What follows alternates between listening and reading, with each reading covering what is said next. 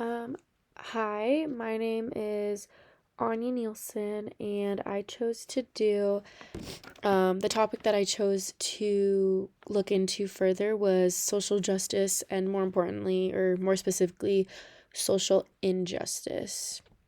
So, what is social justice and social injustice? Social justice is justice in terms of the distribution of wealth, opportunities, and privileges within a society. And social injustice is when actions are taken that infringe upon a group's rights, marginalize their opportunities, or treat them unfairly.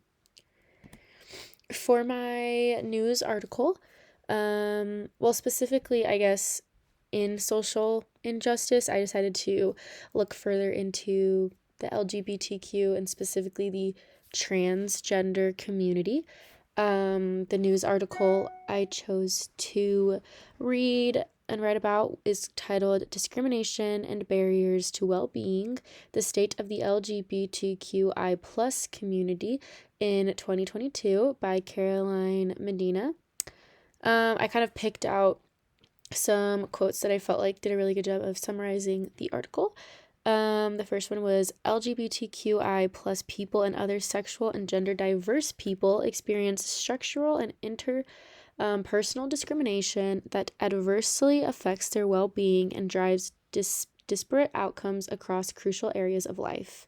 State attacks explicitly targeting the rights of LGBTQI plus people have surged in recent years, which I'm sure we have all heard about in the news or, read in places.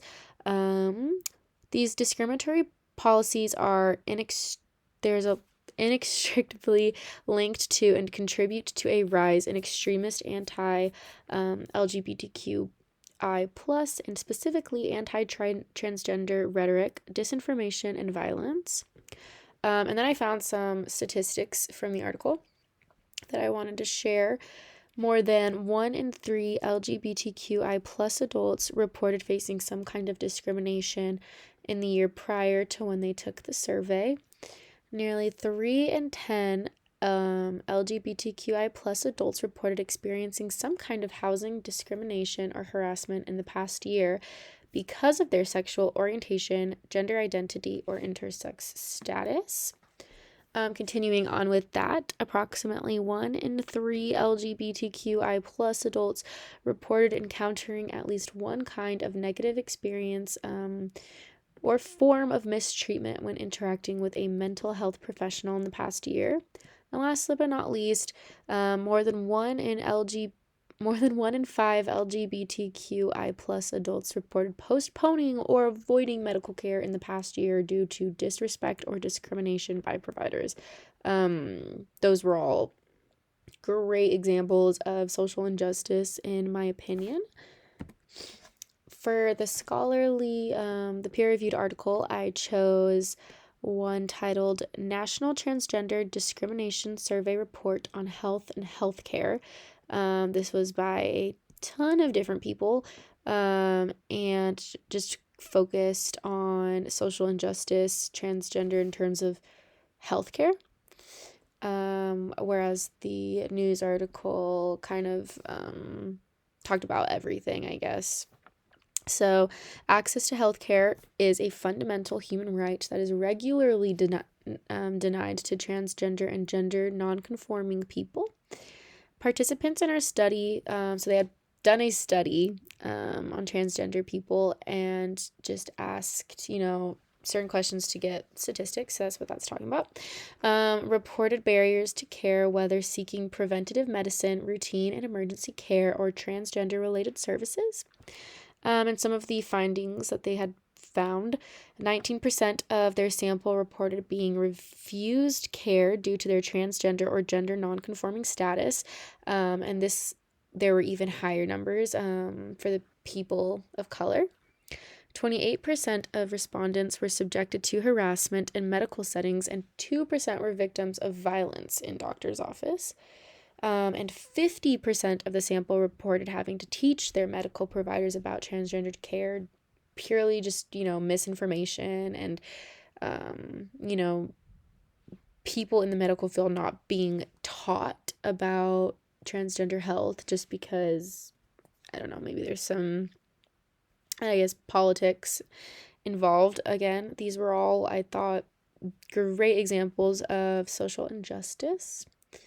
The code of ethics connection that I made was just the ethical principle social workers challenge social injustice. I feel like that fit perfectly. I'm just going to read what it said.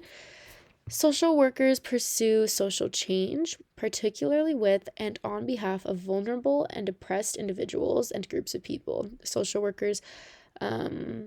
change efforts are focused primarily on issues of poverty, unemployment, discrimination, and other forms of social injustice. These activities seek to promote sensitivity to and knowledge about oppression and cultural and ethnic diversity. Social workers strive to ensure access to needed information, services, and resources, equality of opportunity, and meaningful participation in decision making for all people.